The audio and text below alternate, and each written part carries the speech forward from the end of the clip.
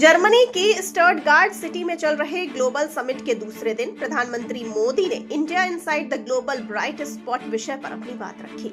इस दौरान उन्होंने कहा कि इंडो जर्मन पार्टनरशिप में आज एक नया अध्याय जुड़ रहा है।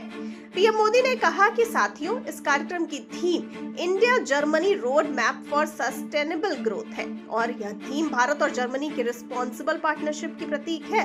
बीते 2 दिनों में आप सभी ने अर्थव्यवस्था के मुद्दों के साथ साथ भारत और इंटरनेट से जुड़े विषयों पर भी बहुत सकारात्मक बातचीत की है। ग्लोबल समिट से पीएम मोदी ने कहा कि भारत जर्मनी के स्ट्रैटेजिक पार्टनरशिप के 25 साल पूरे हुए हैं। यह वर्ष इस पार्टनरशिप के लिए ऐतिहासिक है। पिछले महीने ही जर्मन चांसलर ओलाफ स्कोल्ज अपनी तीसरी भारत यात्रा पर थे। 12 वर्षों बाद दिल्ली में Asia Pacific conference of the German business इसका आयोजन हुआ। पीएम ने कहा कि भले ही 25 वर्ष हुए हों, लेकिन हमारा आत्म रिश्ता शताब्दियों पुराना है। यूरोप की पहली संस्कृत ग्रामर बुक को बनाने वाले शख्स एक जर्मन थे। 2 जर्मन मर्चेंट के कारण जर्मनी यूरोप का पहला देश बना जहां तमिल और तेलुगु में किताबें छपी। आज जर्मनी में करीब 3 लाख भारतीय रहते हैं। भारत के 50,000 छात्र जर्मन यूनिवर्सिटी में पढ़ते हैं। उन्होंने ये भी कहा कि आज भारत में 1800 से ज्यादा जर्मन कंपनियां काम कर रही हैं। दुनिया का हर देश विकास के लिए भारत के साथ साझेदारी करना चाहता है। जर्मनी का फोकस इंडिया डॉक्यूमेंट भी इसका बहुत बड़ा उदाहरण है। इससे पता चलता है कि कैसे आज पूरी दुनिया भारत की स्ट्रैटेजिक महत्व को समझ रही है। साथ ही उन्होंने कहा कि भारत ने बैंकों को मजबूत किया ताकि विकास के लिए टाइम और अफोर्डेबल कैपिटल मिल जाए। हमने जीएसटी की एफिशिएंट व्यवस्था कर कॉम्प्लिकेटेड टैक्स सिस्टम को सरल किया। हमने देश में प्रोग्रेसिव और स्टेबल पॉलिसी मेकिंग एनवायरनमेंट बनाया ताकि हमारे बिजनेस आगे बढ़ सके। आज भारत में एक ऐसी मजबूत नींव तैयार हुई है जिस पर विकसित भारत की भव्य इमारत का निर्माण होगा। जर्मनी इसमें भारत का एक भरोसेमंद पार्टनर रहेगा।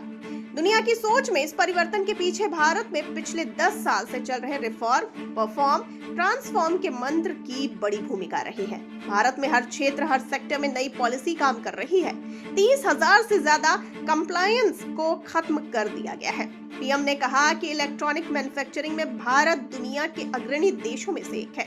आज भारत दुनिया का सबसे बड़ा 2 व्हीलर मैन्युफैक्चरर है, दूसरा सबसे बड़ा स्टील एंड सीमेंट मैन्युफैक्चरर और चौथा सबसे बड़ा 4 व्हीलर मैन्युफैक्चरर है।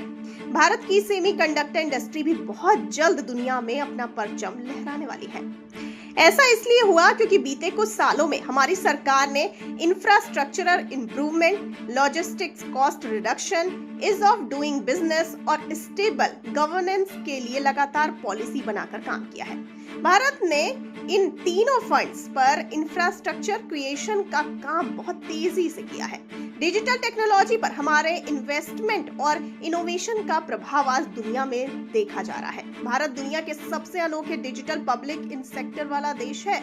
आज भारत में बहुत सारी जर्मन कंपनी है जिन्होंने अब तक भारत में अपना बेस नहीं बनाया है। मैं उन्हें भी भारत आने का निमंत्रण देता हूं और जैसा कि मैं दिल्ली की एशिया पैसिफिक कॉन्फ्रेंस में दुनिया की एक एशियंट सिविलाइजेशन के रूप में हमेशा से विश्व भर से आए लोगों का स्वागत करता हूं, उन्हें अपने देश का हिस्सा बनाया है मैं आपको दुनिया के समृद्ध भविष्य के निर्माण में सहयोगी बनने के लिए आमंत्रित करता हूं। उन्होंने कहा कि मेक इन इंडिया के लिए हम चाहते हैं कि आप भारत आएं। जर्मनी भारत का भरोसेमंद बिजनेस पार्टनर है।